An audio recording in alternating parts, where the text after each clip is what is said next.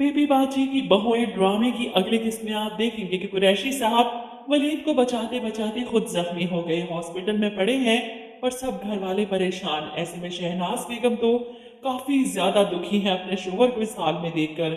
यहाँ पर समन का भी रो रो कर बुरा हाल है। ऐसे में फरहत शहनाज के पास आती है तसल्ली देने के लिए।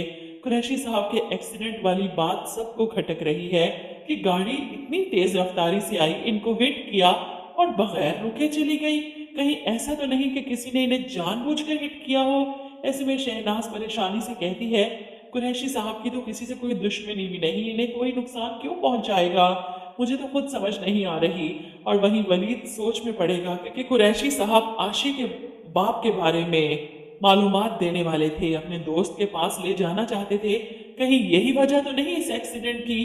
खैर वक्त तेजी से गुजर जाता है, अजरा की इद्दत खत्म हो जाती है। ऐसे में अजरा की माँ और इसका भाई भाभी सब इसे लेने आए हैं। अजरा इन्हें मना करती है कि मैं अम्मी की तरफ नहीं जाऊंगी, बल्कि वहां जाऊंगी जहां पर जमाल के सब अपने मौजूद हैं। ऐसे में अजरा का भाई परेशान कि बाजी, हम तो कब से इंतजार कर रहे थे कि आपकी इद्दत खत्म हो और हम आपको अपने साथ लेकर जाएं। खैर अजरा पुप्पो बेगम के कमरे में आती है ये बताने के लिए कि मेरी इद्दत पूरी हो चुकी है, मैं यहाँ से जा रही हूँ। यहाँ पर पुप्पो बेगम तंजिया कहती हैं, तुम्हें तो मेरा शुक्रिया अदा करना चाहिए कि तुम्हें इतने महीने मैंने इस घर में रुकने दिया। अगर मुझे इस राख के ढेर में जरा सी भी चिंगारी नजर आती ना तो मैं तुम्हें यहाँ ठहरने ना देती। और अजरा जाते जाते पुप्पो बेगम को धमका जाती है, तरस न खाओ मुझ पर, खौफ खाओ मुझसे, क्योंकि अजरा का इंतकाम बहुत ही शदीद होगा। चोट भी तो गहरी दी है तुमने। इसकी खाली खुली धमकियां सुनकर फुप्पो की तो हंसी ही छूट जाती है, बिल्कुल किसी करनानी चुड़ैल की तरह। एक तो मुझे फुप्पो बेगम का जूड़ा, उनकी लाल लिपस्टिक और लाल जोड़ा समझ नहीं आता, ऐसे लगता है जैसे अभी अभी डोले से उतरी हो। खैर अजरा घर से निकलने लगती है तो आशी रोते हुए अजरा मामी के गले लगती है। आशी नहीं चाहती थी कि वो इस घर से जाए। इन सब के जाने के बाद वो क्या करेगी, ना माँ के पास टाइम है और ना ही नानी के पास। और जिस घर में सहारे के लिए आए थे, इस घर के मकीनों को बेघर कर दिया, कैसे सुकून से रह सकती है यहाँ। बेहिस नहीं है अभी अपनी माँ और नानी जैसी। खैर अजरा जा चुकी है बाहर और अब इसका इंतकाम सही मायनों में शुरू होगा।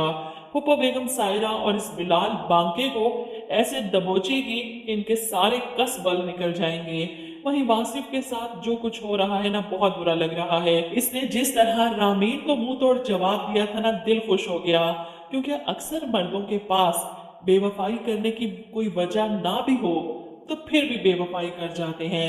यहाँ तो रामीन बार बार फरहत की कमियों का बहाना बनाकर वासिफ को ट्रैप करने की कोशिश करती रही, लेकिन वो इसे धुतकार देता है। और आखिर में जब रामीन को लगता है कि कामयाब नहीं हो पाएगी तो वासिफ को धमकी दे जाती है कि तुम्हें सब कुछ वापस करना होगा, कंगाल कर दूंगी मैं तुम्हें, बर्बाद कर दूंगी। और वासिफ इस वक्त जिस कंडीशन में है ये सब अफोर्ड कर ही नहीं सकता। अगर वो अपना बिजनेस छोड़कर घर बैठ गया, कारोबार दुकान तो पहले ही हाथ से जा रही है, ये लोग तो सड़क पर आ जाएंगे। फरहत से बेवफाई करने का वो सोच नहीं सकता, नजरें नहीं मिला पा रहा उससे। और रामीन ने इसे ऐसी सिचुएशन में लाकर खड़ा कर दिया है कि बेबस हो गया है।